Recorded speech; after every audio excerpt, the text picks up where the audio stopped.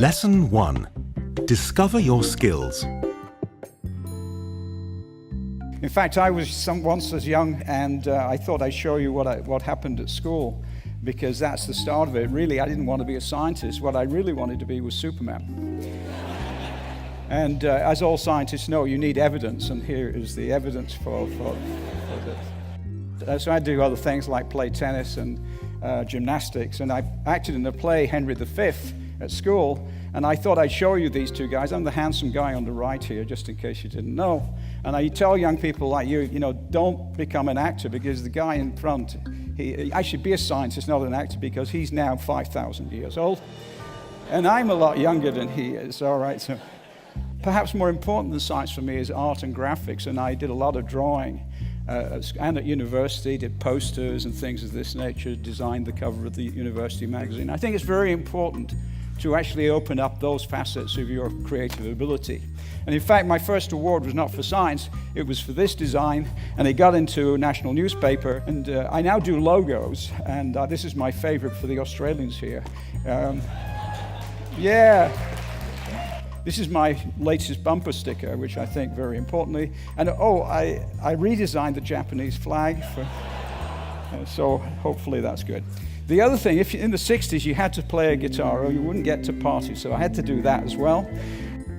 The other thing that was important for me was architecture. The architecture that was most important really was this, Buckminster Fuller's Dome, which was at Expo, which we visited, and it was rather crucial in deciding what the structure of C60 was. So there it is. You'd never know when your other ideas might be important. And I think that's an issue, I think, today.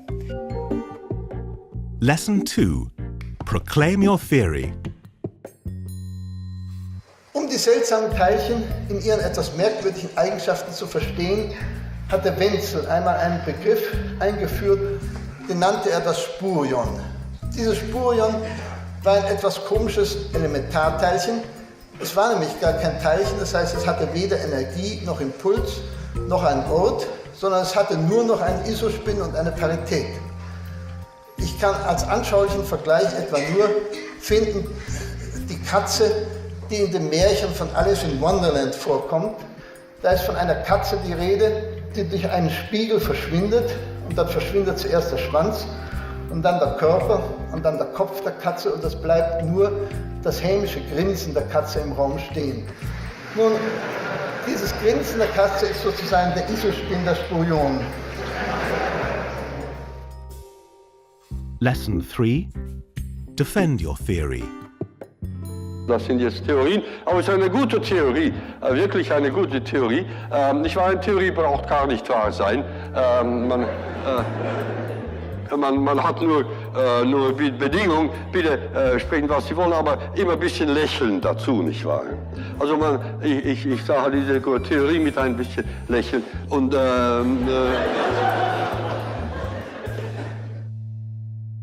Lesson 4. Use your knowledge to survive. So preparing fires to cook the food in the Arctic is often a challenge. And of course, when you're hungry, when you're cold, and you're tired, nothing is as good as a hot meal. And here's our guide, Alex, who's perfected the art of baking bread. I mean, this guy deserves a Nobel Prize in baking to prepare something like this in the Arctic. But basically, he had a hot fire with rocks in the bottom, with a little platform. He could bake bread, which we just relished. And there were other delicious food prepared for us. This is Chris, who developed something that I think Starbucks ought to consider. This is called cowboy coffee. You boil up a pot full of grounds, and then you centrifuge it with this round-the-clock motion, pouring out a brown substance which will put energy in your system you've never seen before.